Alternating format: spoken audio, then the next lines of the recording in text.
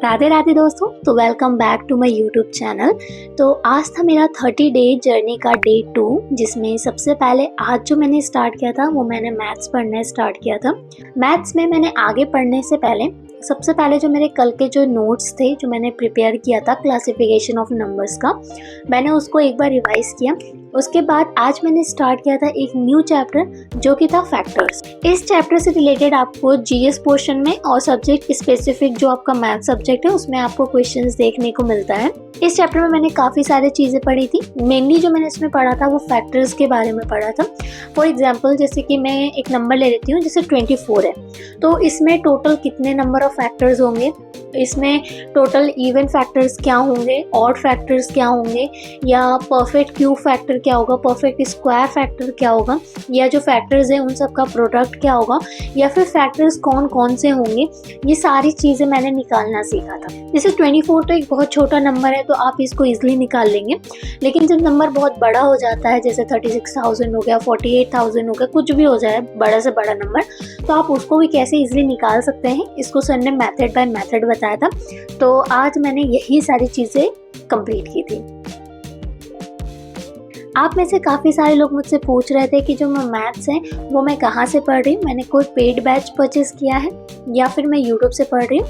तो मैं जो भी मैथ्स है वो पहले तो मैंने मैथ्स यूट्यूब से ही कंप्लीट किया था, पवन सर की वीडियो और अमरजीत सर की वीडियो से किया था मैंने यूट्यूब से। उसके बाद अब मैंने एक बैच परचेज़ किया है जो कि अमरजीत सर का है। उससे मैं अब टॉपिक वाइज में सारे जो मेरे कॉन्सेप्ट हैं वो मैं क्लियर कर रही हूँ, बिकॉज 6 to 8 मेरा मैथ साइंस है, बट 9th और 10th में मेरा मैथ सब्जेक्ट है, इसलिए मुझे मैथ्स पे ज़्यादा फोकस करना था, इसलिए मैंने ये बैच परचेज़ किया था। क्योंकि जब मैं क्वेश्चन प्रैक्टिस कर रही थी तो बहुत सारे ऐसे क्वेश्चंस थे जो कॉन्सेप्ट क्लियर ना होने की वजह से मुझसे नहीं हो पा रहा था, क्योंकि यूट्यूब पे ना हमें बेसिक्स से नहीं पढ़ाया जाता, उस पर से क्वेश्चन प्रैक्टिस करवाए जाते हैं, थोड़ा बहुत बेसिक्स बताया जाता है। सेकेंड स्लॉट में फिर मैंने स्टार्ट किया था साइंस पढ़ना। साइंस में मेरा लाइट जो चैप्टर था वो मैंने कल स्टार्ट किया था। तो सबसे पहले आज मैंने मेरे कल के जो नोट्स था उसका रिवीजन किया था, बिकॉज रिवीजन बहुत ज़्यादा ज़रूरी होता है। आप कोई भी नई चीज़ पढ़ रहे हो और अगर आप पीछे का रिवाइज नहीं करोगे तो उसका कोई मतलब नहीं रहता, क्योंकि हम चीज़ें भूल जाते हैं। इसलिए मैंने सबसे पहले मेरे कल के नोट्स का रिवाइज स्टार्ट किया था।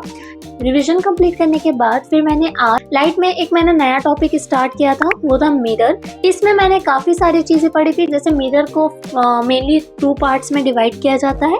First is plane mirror and second is spherical mirror. Spherical mirror को भी 2 पार्ट्स में होता है, जैसे कि concave mirror and convex mirror. And concave mirror और कॉन्वेक्स मिरर की जो प्रॉपर्टीज़ होती हैं या प्लेन मिरर की प्रॉपर्टीज़ होती हैं, इनके क्या यूजेस होते हैं, ये सारी चीज़ें मैंने इसमें पढ़ा था। और जो इमेज फॉर्मेशन होता है कॉन्केव मिरर और कॉन्वेक्स मिरर के द्वारा, ये भी मैंने पढ़ा था इसमें।